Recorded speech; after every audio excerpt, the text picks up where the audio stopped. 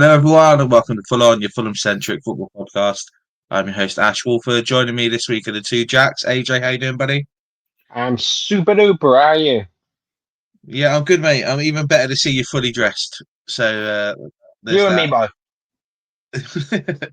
And Mozza, how you doing, buddy? Yeah, very well. Thank you, guys. Good, good. Obviously, we're here to talk about Monday night's game against Bournemouth. Long weekend with no football. It depends on what side of the fence you sit on. It's either a good thing, 'cause it means Fulham can't ruin it, or it's a bit boring because there's no Fulham to watch. But we'll see, what we get come Monday night on what side of the fence you really sit on with that, because it's one of those that if we win, you tend to be a bit annoyed that you haven't had the weekend to live it with it. But hey, let's go with it. AJ, obviously, I'm going to start with you, mate. Same question we always start with. Coming out of Sunday's game against Liverpool, what do you think we should expect squad-wise going into this game? Exactly the same. I don't think we'll see any changes apart from if they feel Kenny Tete is ready for a start. If he's ready for a start, then he will. Outside of that, I think he got everything right, and it looks like a squad that's eager to to push on and are hungry to perform. Andreas could be a question mark because he doesn't like the smaller fixtures and tends to perform slightly less so, but he's still better than the alternative. So, Yeah, it's a bit of an odd one, this one, because we know the importance of this game. Obviously, looking at the form table, Bournemouth, I don't know, they've sort of peeled off a little bit last couple of sort of weeks. I think they're 18th in terms of form in the league, but we know they're a good footballing side. We know they play good football, and we know it's going to be a hard game, especially away against Bournemouth. And if history and its performances go by, it's always a very difficult game when we go down to the Vitality to play. Mozza, what are you expecting from this game, mate? What are you hoping comes from it anyway? It's a tough one to call. I don't really know how to predict it, but when it comes to hopes off the back of the win we've just had, I want to see some fight. Again, I still want to see a good performance with the lineup there. I agree with AJ. Yeah, I don't really want to see any changes. I don't want to say it. No one wants to hear it. I think if Pereira's not starting, we're going to be seeing ESR start. But I think I'd rather have ESR start than him be an impact sub, because that he is not. But to say the least. But yeah, like I don't really know what to expect. I just hope that we show some fight. It is going to be a tough game. I think I'll just be gutted, even if we lose. If we just don't turn up, because then that will just make me feel unmotivated. I think the whole squad morale will go down as well from that point. And we have got some big games coming up still after Bournemouth. Yeah, there's a couple of really big games coming up. Obviously, naturally, we'll talk about those coming up in the next couple of weeks. But you think if there's ever going to be a game we're going to go into with some confidence, it'll be this one after a fantastic win on the weekend against Liverpool. But it wouldn't be the first time this season we've said that Fulham should go into a game full of confidence after their last result. We said that going into the Palace Cup game after playing against Tottenham, that the players should be right up for it after a massive result, and that was an absolute dud. And quite frankly, if we see a performance against Bournemouth like we saw against Palace in the Cup, we will get absolutely ripped to shreds. And Bournemouth have a way of scoring goals. They're a really good footballing side. They do play good, attractive football. They're good to watch. I know their form recently has been a bit poor, but the way they play football and the size of their squad, it was always going to catch up with them at some point during the season where they were going to be low on players and they were going to hit a bit of bum form. We did it, and it's just their turn at the moment. And we all know that if you're in a bad bit of form, you got a player who hasn't scored a goal for ages. You haven't won in 6. Santa Fulham's on the way to give you a present. That's what we always do. So it is one of those things. AJ, there were some big performances on the weekend from a lot of the Fulham squad. We need to look to keep that going, especially away from home against Bournemouth. I imagine the back four are actually going to be very, very important in this game. You spoke about Kenny Tete and whether or not they deem him to be fit and ready to start. I imagine that's not necessarily because we're super keen to get Tete playing again, but it's actually just because Castagna needs a rest because Yeah, you know absolutely. for ages because if he hasn't deserved to lose his spot as far as I'm concerned. It's just he needs a rest. So it's Yeah. interesting looking at this. Calvin Bassey and Anderson are going to be very, very important in this game when you think Yep. about um, what other areas of the pitch do you think we're really going to have to be on it if we're going to get anything out of this game, knowing the way that Bournemouth, like to attack? Well, I think it benefits us that one, this is Bournemouth at home, and two, that Bournemouth are known to be quite a open, expansive, free-flowing football side. Because normally when we go into these mid-table, smaller opposition games, they're quite happy to shut up shop against us, and we're struggling to break down mundane possession. And it becomes a case of can we actually create any opportunities without any creative players? We don't have to worry about that against Bournemouth because Bournemouth are going to want to get at us, especially at home. And I think that's where we actually benefit. I think we might see ourselves with less of the ball and just playing to be playing counter attacking football, especially if we use the likes of Sessegnon, who is very good at getting behind the defence. It's going to be an interesting one. If we go there trying to play their game against them, it's going to be a battle in the midfields, and that's a battle I'm not sure if we win, depending on Andreas and/or ESR's performance. Like Sander Berge and Lukic are given; they will win 9 out of 10 midfields, but they're they're two they're two parts of a three cog machine, and if the third part isn't working very much, they've got to pick up the slack, and they just get outnumbered in midfield. So there's going to be a big question mark on whoever's taking up that second 8 role / number 10 role. Yeah, it is a massive one. The whole ESR Pereira debate is one that I know has been going along between quite a lot of Fulham fans online. There's been listening to other Fulham podcasters. Most of us do. It's been a really big debate because we're starting to have that genuine conversation where we're all noticing that Pereira's work rate outshines ESR's by a mile, but output wise, Pereira's not always the best. And it tends to be these sort of games where he struggles to give us performances, and it's usually because he tries to overplay a little bit because he thinks he has a little bit more leeway. Yeah, He was solid. He was solid on Sunday against Liverpool. He did the basics absolutely superbly, and it's kind of ironic that the 3 or 4 bits of football on Sunday, where he frustrated people was when he was trying to be too over elaborate and he was trying to do little flicks clever. and Yeah, backheel passes. So, you know, I'd hope realistically that Pereira stays playing in this game because I think his performances of late have warranted his starting games.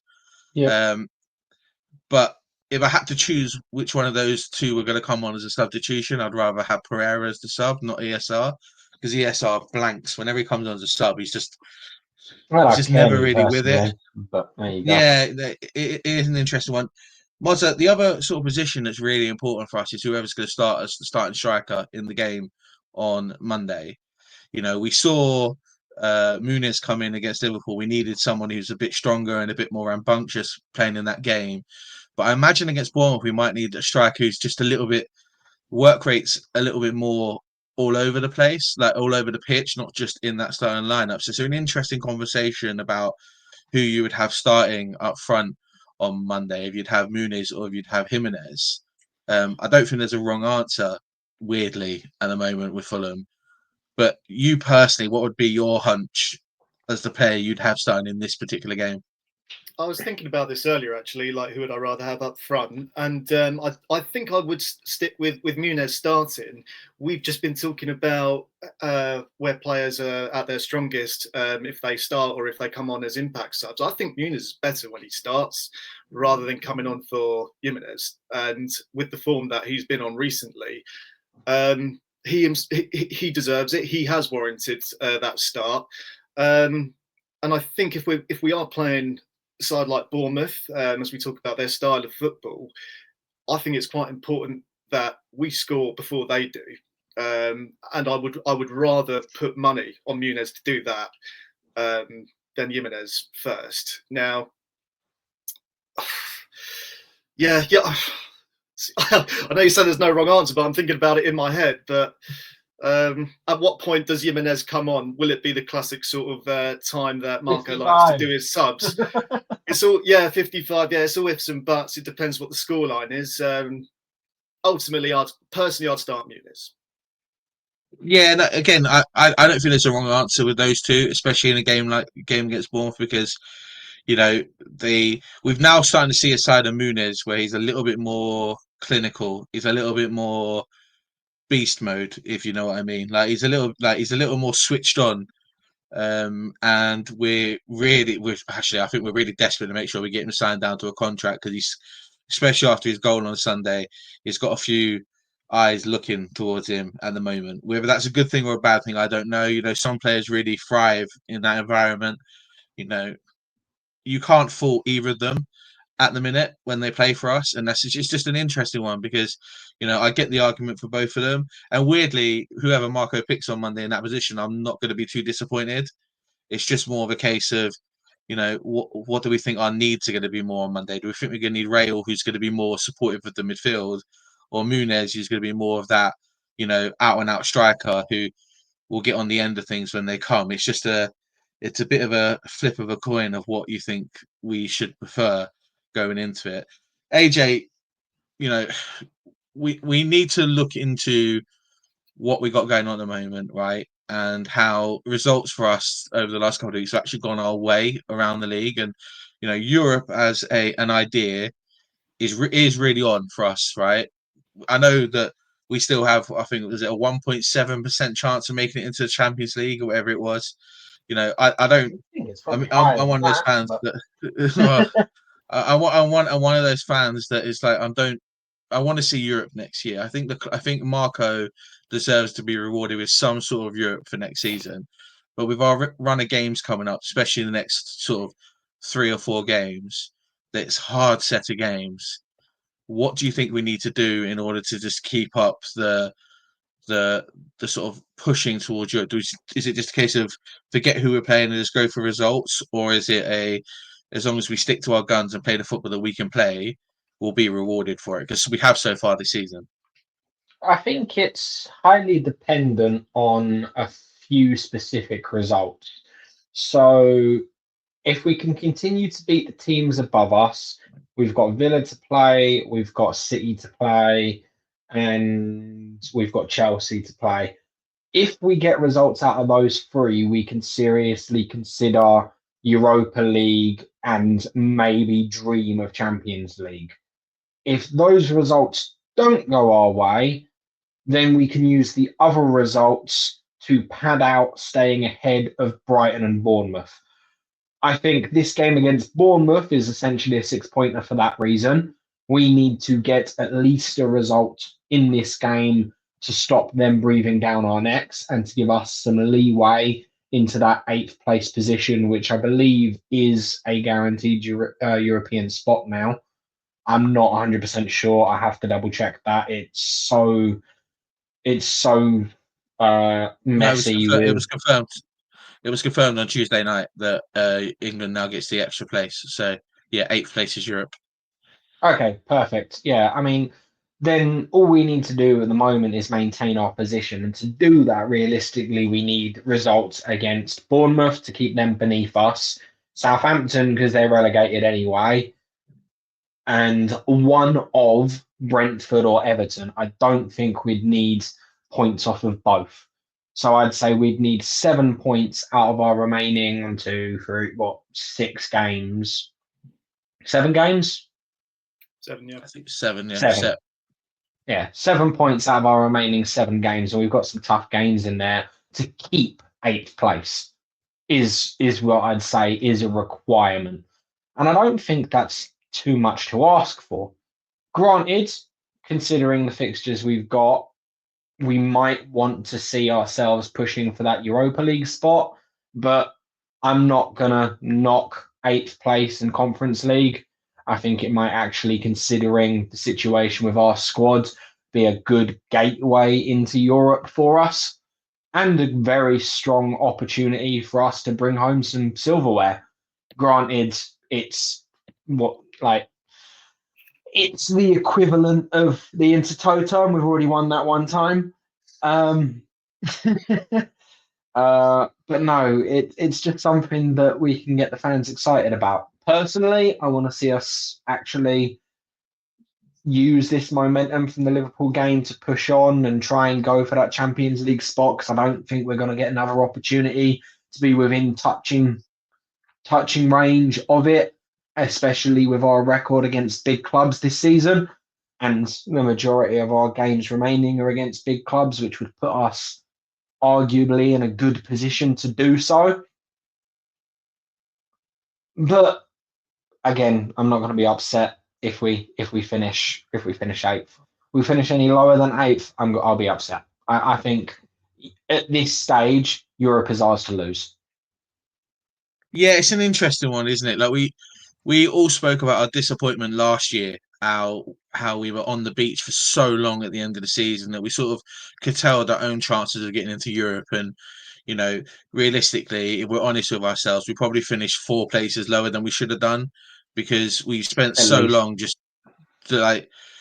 we just phoned it in at the end of the season.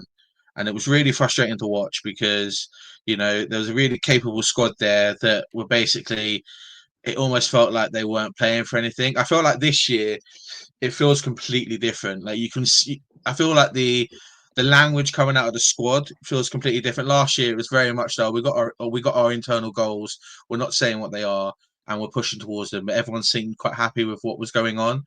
Whereas this year, I feel like Marco's made a real clear, even though they haven't actually told us what their aim is, but we all think we know it's Europe. They haven't actually come out and said it. It Well, just feels Kenny like we're and Robinson both have said that they're aiming for Europe, so yeah, but I think there's a real clear indication this year from the players, from their attitudes during games, that we're definitely pushing way more than we were last year. Mozza, you were here when we spoke about our frustrations at the end of last season about how we were on the beach FC for so long and how frustrating that was to watch. It's good to see that the momentum and the potential in the squad isn't being sort of left to rot like it was there last year. Do you feel like the performances that we put in of late sort of show that there is some real want and need to actually get into Europe? Because if we don't, it should be considered somewhat of a failure, especially considering what the league's been like this year.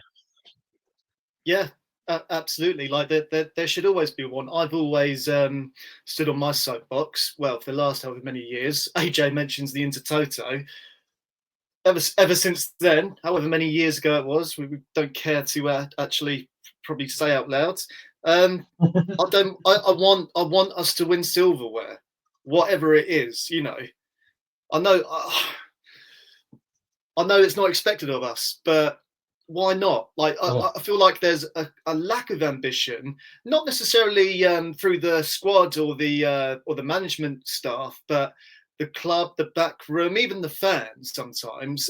And sorry, I know I praised our fans a couple of podcasts ago, but no one's perfect. But yeah, even some of our fans, I think, are quite happy not to even challenge it. Yes, we know we're not going to be in the Champions League or win the Premiership. I mean, but I'm not being stupid. Dare to dream, or dare to even just give it a go and have some oomph about you, have some want. Because what's the point? Like, some of our fans are just happy to sit mid-table. Some of them are happy to finish lower than 8th. As AJ said, I'll be fuming if we finish lower than that as well. And we don't want the same old story going into next season. What does next season entail? Are we going to be in the same place again? I think we've got to be striving for progression. Then look, I might live out the rest of my days with us never winning silverware or never seeing that happen. But I'd like to live the rest of them knowing that we actually tried. So that's what it is for me.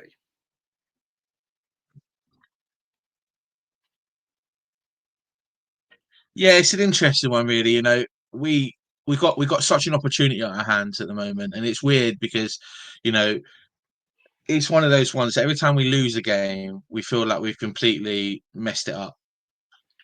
And then, you know, we get a couple of wins, and, you know, recently, even weeks where we haven't given out results have gone our way and meant that we haven't lost touch, which has been the most important thing. You know, everyone knows that sometimes making it into Europe, you need a bit of luck on your route in the year.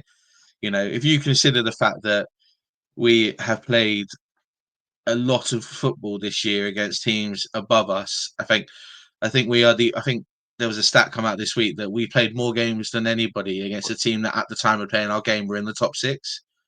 Obviously that changes throughout it goes, but you know, we've actually got a decent record of playing against teams above us, and you know, whether that's because the club sort of the players step up to those challenges. You know, our biggest problem this year is the biggest problem we spoke about for years, and we spoke about it all the time on the pod. It's not been when we play Chelsea, when we play United, when we play Liverpool. It's when we play against Southampton. It's when we play against Ipswich. Like, we need to just keep that. We need the reward of the big results we've had to come through and get Europe this year. You know, what that means squad wise, what that means, you know, manager wise, you know, if we fail or if we make it, we'll come across that in the summer. And that's great for us because we'll get endless amount of content out of it. But, you know, it's one of those things that it's just, there needs to be a end result to this season, I think. And not getting Europe will be a majorly disappointing one, considering the football that we put out this year. I know we've had one or two games where we've come away being really like that dejected by what's happened in games, but we've also had 5 or 6 results where we've been absolutely outstanding against teams that are massive, and we shouldn't be getting the results we have. So, you know, it's one of those things. Look, lads, let's finish this one how we always finish these pods, please. Player to watch from both teams and a scoreline prediction. AJ, I'll start with you, mate. Give us a player to watch for both teams in this game and a scoreline prediction, please. For Fulham, I think it's got to be whoever's taking that number 10 role. They're going to need to put in a performance. And I think if it is Andreas, it's going to be a good opportunity for him because Bournemouth, unlike the other teams that he normally struggles against, won't shut up shop against us. So it might give him the opportunity to be a little bit more expressive. For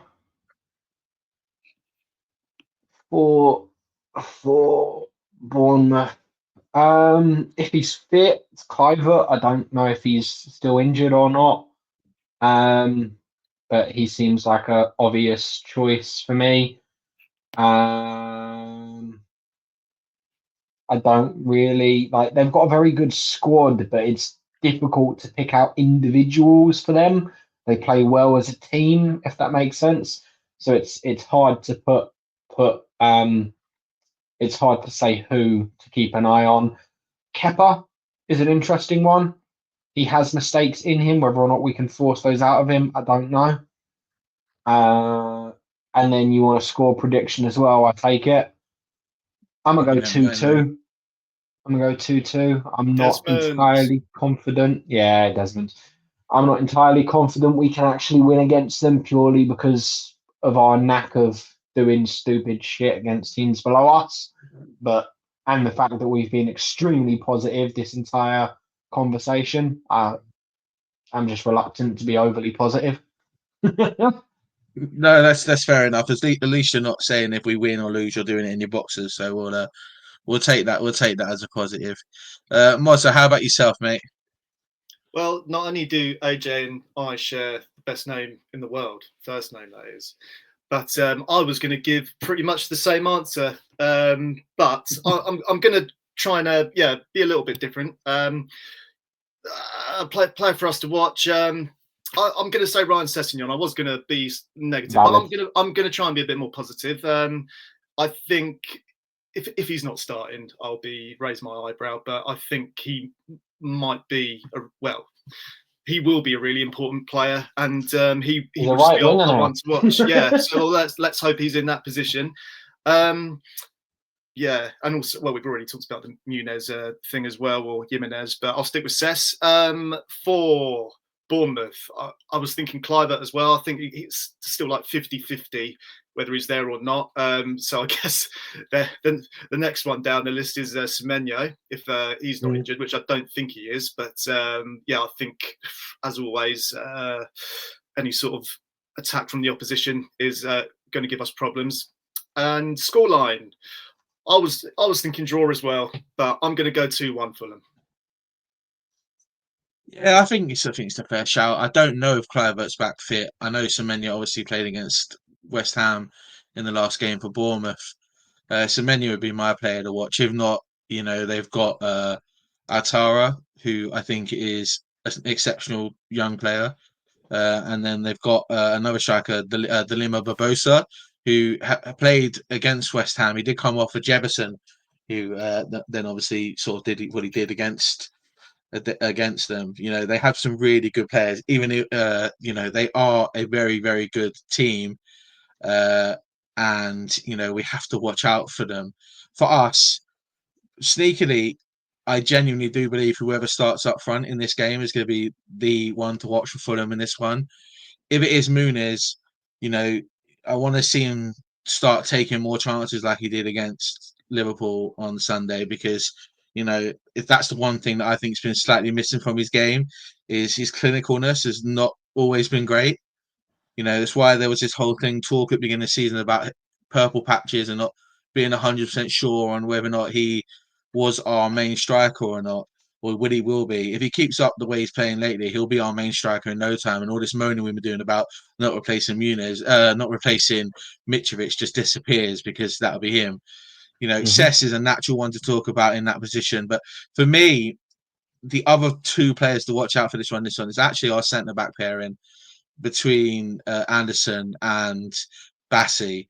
They've got a really good thing going on at the moment where, Bassi's been allowed to freely roam with the ball a bit, and that carrying of the ball has relieved pressure on the defence an awful lot and caused a little bit of problems for the teams that we were playing against. And we all know Anderson's passing range is exceptional. It just gives outlets for the team that, it means that we're not so predictable going forward. So those two could be very, very important as well. Scoreline prediction for this one. It's a really hard one, because I tend to be one of those people that every time I predict that I'm confident Fulham are going to win, we mess it up. Even when every time I predict that we're going to lose, we prove me wrong. Even when I might think we're going to win, and I don't want to be too cocky. Yeah. And I don't want to be too cocky. But I do genuinely believe that Monday night could be a really, really good game of football. I'm actually going to go for a 3-2 scoreline. I'm going to say to Fulham, but I wouldn't be surprised if it was also 3-2 to Bournemouth, because it could be that type of game where it could be, because both teams are going for Europe and there's a little bit of there's no relegation pressure on the teams. There could be a little bit of free flowing football, and we could see a really, really good game of football. But we will see. Lads, thank you very much for joining me on this preview. Thank you everyone who's joined us over on the YouTube channel in the last couple of weeks. We've had a few new subscribers. If you can, please share with anyone you may think who isn't. Some more subs is great. We're so close to that 100 subs, which is great for us. It would be nice if we could get there by the end of this weekend. Obviously, everyone enjoy your weekend. No Fulham, obviously, until Monday when this game is being played. We will see you probably Wednesday next week. We review this game on Tuesday night after the game, Monday night. There's not really much to say other than have a good weekend and come on you Whites.